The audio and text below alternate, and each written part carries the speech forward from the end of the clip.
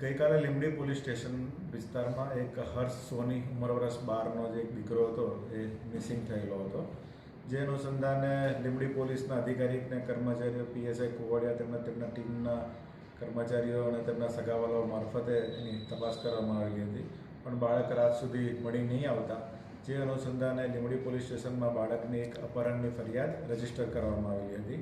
સવારે 7:30 વાગે બાદ લગભગ આશરે બપોરના 12:30 વાગે એમના જે કુટુંબી કાકા છે એમના મારફતે પોલીસને જાણ મળેલ કે એક ઇન્ડિવિજ્યુઅલ ગાડી છે તેમાં બાળકની ડેડ બોડી મળી આવેલી છે.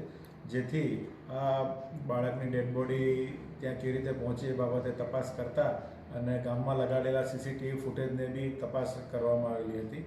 ત્યારબાદ એના પિતાને એમની પૂછપરછ દરમિયાન જાણવા મળેલ કે બાળકને એપિલેપ્સી નામની એક ગંભીર પ્રકારની બીમારી હતી અને એ બીમારીમાં એને સવાર સાંજ 2 ટાઈમ એને ટેબ્લેટની જરૂરિયાત રહેતી હતી.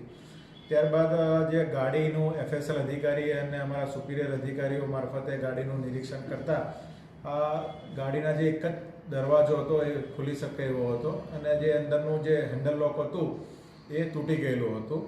એટલે પ્રાથમિક દ્રષ્ટિએ પોલીસનું માનવું એવું હતું કે ભાઈ આ બાળક અંદર ગયા પછી અંદરનો લોક ખુલી નહીં કરવાના કારણે અને તેને જે પૂરતી જે મેડિસિનને નહીં મળવાના કારણે અને ગરમીને કારણે આ બાળકનું મૃત્યુ થયેલાનું જાણવા મળેલું હતું. તેમ છતાં આ બાળકનું ચોક્કસ મૃત્યુનું કારણ જાણવા માટે આ બાળકનું ફોરેન્સિક પીએમ કરવામાં આવેલું હતું અને ફોરેન્સિક પીએમ દરમિયાન ડૉક્ટરને આપેલા અભિપ્રાય મુજબ આ બાળકનું મૃત્યુ કોઈપણ પ્રકારની એક્સટર્નલ કે ઇન્ટરનલ ઇન્જરીને કારણે થઈને હોવાનું જાણવા મળેલ છે.